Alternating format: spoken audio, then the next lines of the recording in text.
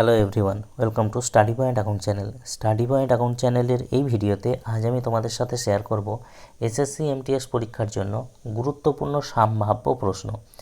দেখো, গতকালকে ছিল অক্টোবরের 14 তারিখ। তো 14 তারিখের দ্বিতীয় ও তৃতীয় শিফটের মেমোরি বেসড কোশ্চেনের উপর ভিত্তি করে আজ আমি তোমাদের সাথে কিছু গুরুত্বপূর্ণ সম্ভাব্য প্রশ্ন আলোচনা করব।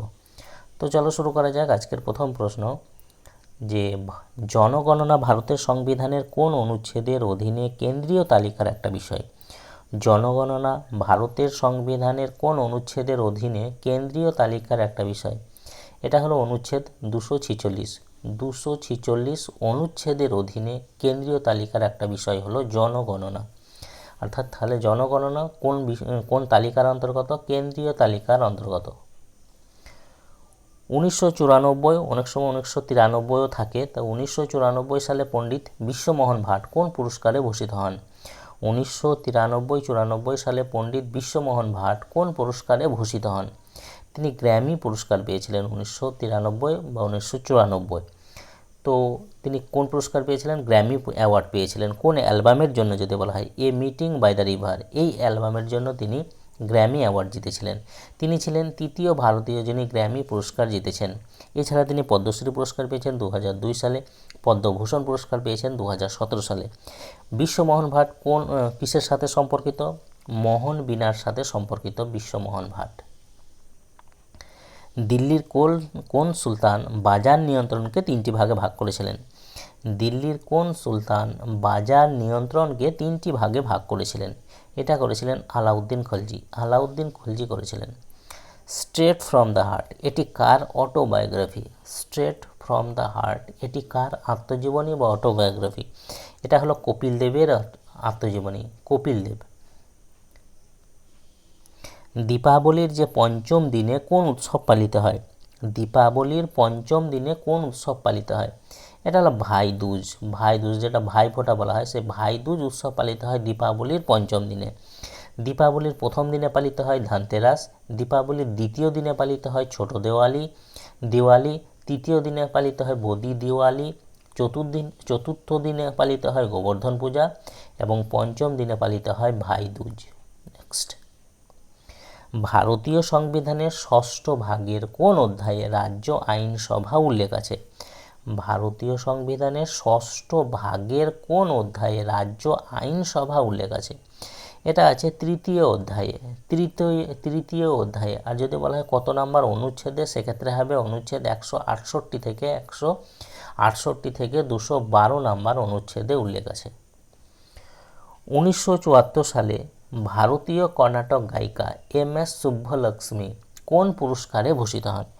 1974 সালে ভারতীয় কর্ণাটক গায়িকা MS সুব্বলক্ষ্মী কোন পুরস্কারে ভূষিত হন?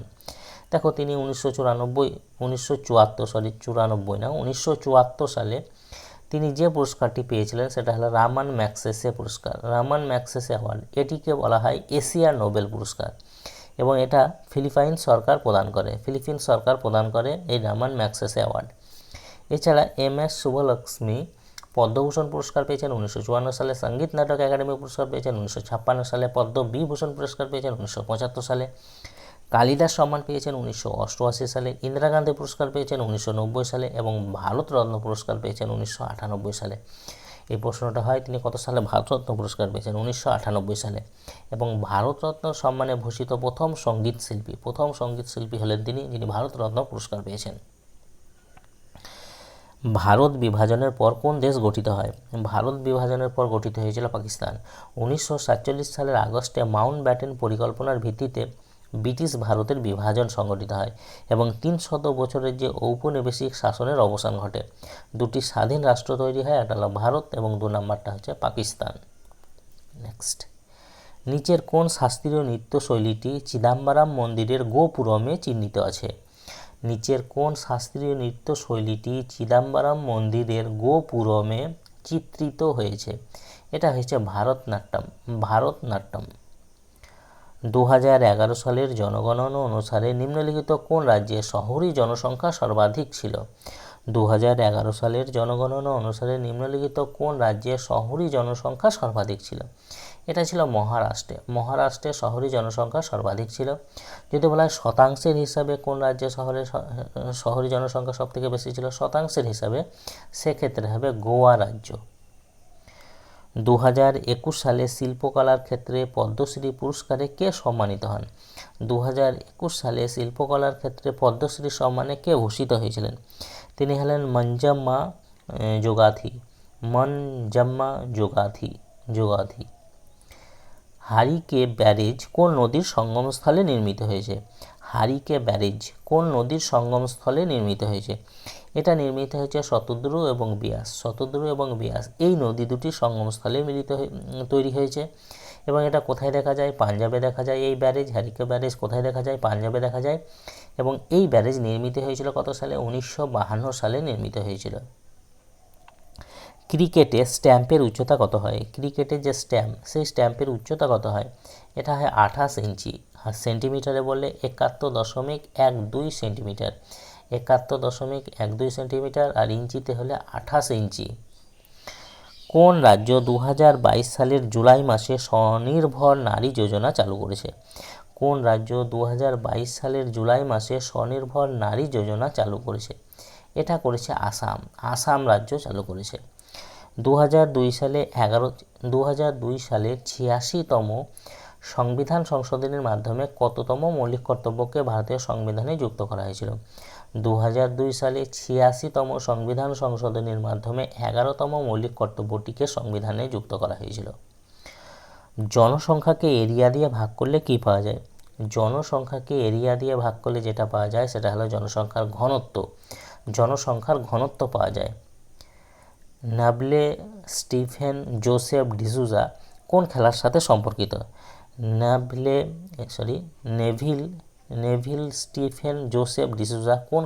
সম্পর্কিত? তিনি ছিলেন একজন ভারতীয় ফুটবলার অর্থাৎ ফুটবলের সাথে সম্পর্কিত। কোন অঞ্চলে ভূমিকম্প হয় না? সেখানে একটা অপশন ছিল শ্যাডো জোনে কিন্তু ভূমিকম্প হয় না। কোন অঞ্চলে ভূমিকম্প হয় না? শ্যাডো জোনে ভূমিকম্প হয় না। আর্মড ফোর্সেস ট্রাইব্যুনালের প্রধান কে? আর্মড ফোর্সেস ট্রাইব্যুনালের প্রধান হলেন বিচারপতি রাজেন্দ্র মেনন হলেন এর প্রধান। এরপর তৃতীয় শিফটের এতক্ষণ পর্যন্ত আমি যেগুলো আলোচনা করলাম এগুলো হলো তোমার দ্বিতীয় শিফটের মেমোরি বেসড কোশ্চেনের উপর ভিত্তি করে। এবার আলোচনা করব তৃতীয় শিফটের মেমোরি বেসড কোশ্চেনের উপর ভিত্তি করে কিছু প্রশ্ন।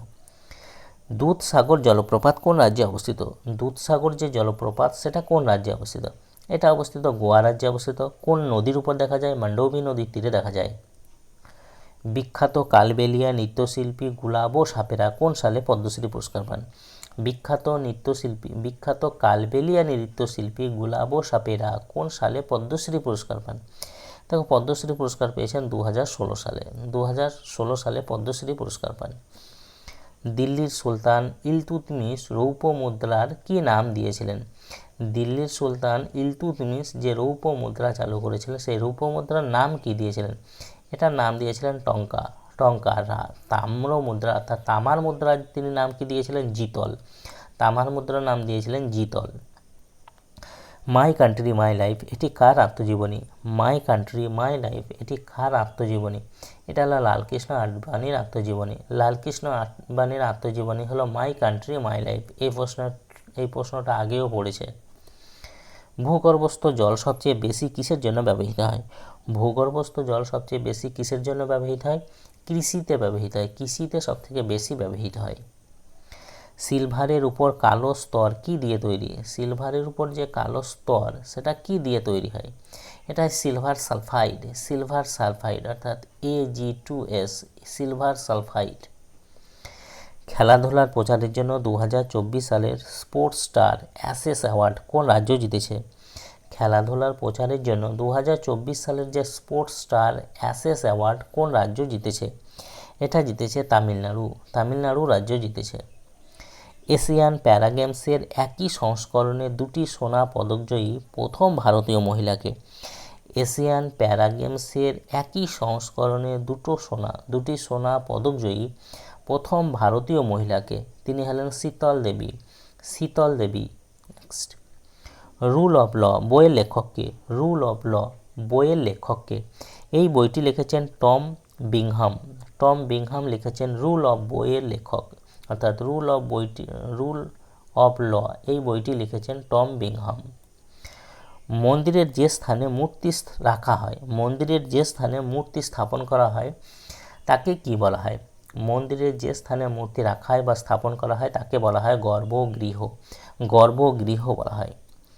কোন শহর ঘোর নদীর তীরে অবস্থিত? কোন শহর ঘোর নদীর তীরে অবস্থিত? এটা হলো মহারাষ্ট্রের ইনামগাঁও। ইনামগাঁও শহর অবস্থিত, মহারাষ্ট্রের ইনামগাঁও শহর অবস্থিত। এবং এই যে ঘোর নদী, এটা হলো ভীমা নদীর উপনদী। ভীমা হলো কৃষ্ণা নদীর উপনদী এবং এই ভীমা নদীর উপনদী হলো এটা। নেক্সট, ভারতীয় সংবিধানের 7ম তফসিলের অন্তর্গত ইউনিয়ন তালিকা, রাজ্য তালিকা ছাড়া তৃতীয় তালিকাটির নাম কি? দেখো, 7ম তফসিলে 3টি তালিকার কথা উল্লেখ আছে, 3টি তালিকা উল্লেখ আছে। একটা হলো ইউনিয়ন তালিকা অর্থাৎ কেন্দ্রীয় তালিকা, 2 নম্বর হলো রাজ্য তালিকা। তো এই ইউনিয়ন তালিকা এবং রাজ্য তালিকা ছাড়া তৃতীয় যে তালিকা সেটার নাম কি? সেটা হলো যুগ্ম তালিকা। যুগ্ম তালিকা। সামা চাকেভা একটি ঐতিহ্যবাহী উৎসব কোন রাজ্যে পালিত হয়? সামা চাকেভা একটি ঐতিহ্যবাহী উৎসব, এটা কোন রাজ্যে পালিত হয়? এটা পালিত হয় বিহার। বিহার রাজ্যে পালিত হয় সামা চাকেভা ঐতিহ্যবাহী উৎসব। আধুনিক পর্যায় সারণীতে বাম দিক থেকে ডান দিকে গেলে পারমাণবিক ব্যাসার্ধের কি পরিবর্তন দেখা যায়? আধুনিক পর্যায় সারণীর বাম দিক থেকে ডান দিকে গেলে পারমাণবিক যে ব্যাসার্ধের কি পরিবর্তন দেখা যায়? পারমাণবিক ব্যাসার্ধ কমে যায়, হ্রাস পায়। পারমাণবিক ব্যাসার্ধ হ্রাস পায় বা কমে যায়। আন্তর্জাতিক স্যান্ড আর্ট উৎসব কোন রাজ্যে পালিত হয়? আন্তর্জাতিক যে স্যান্ড আর্ট উৎসব সেটা কোন রাজ্যে পালিত হয়? এটা পালিত হয় উড়িষ্যা। উড়িষ্যা রাজ্যে পালিত হয়। নিচের কোন ফসল তৈরি হতে প্রায় 1 বছর সময় লাগে? নিচের কোন ফসল তৈরি হতে প্রায় 1 বছর সময় লাগে? এটা হলো আখ। আখ চাষে প্রায় 1 বছর সময় লাগে। 2022-23 সালে ভারতের নীতি আয়োগের যে বহুমাত্রিক রিপোর্ট অনুসারে ভারতে বসবাসকারী গরিব লোকের সংখ্যা কত ছিল? 2022-23 সালে ভারতের নীতি আয়োগের যে বহুমাত্রিক রিপোর্ট, সেই রিপোর্ট অনুসারে ভারতে বসবাসকারী গরিব লোকের সংখ্যা কত ছিল?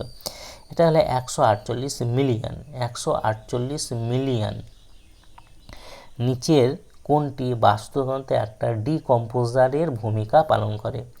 নিচের কোনটি বাস্তুতন্ত্রে একটি ডিকম্পোজারের ভূমিকা পালন করে? এটা করে ছত্রাক। ছত্রাক করে, ব্যাকটেরিয়া করে, তবে অপশানে ছত্রাকই ছিল। নেক্সট, 2023 সালের ফেব্রুয়ারিতে সুপ্রিম কোর্টের বিচারপতির সংখ্যা কত বেড়েছে? 2023 সালের ফেব্রুয়ারিতে সুপ্রিম কোর্টের বিচারপতির সংখ্যা কত বেড়েছে? বিচারপতির সংখ্যা বেড়েছিল 5 জন এবং 5 জন বেড়ে মোট হয়েছিল কত? 32 হয়েছে।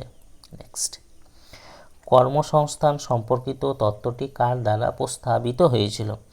কর্মসংস্থান সম্পর্কিত তত্ত্বটি কার দ্বারা প্রস্তাবিত হয়েছিল? এটা হয়েছিল জন মেনার্ড কেইন্স।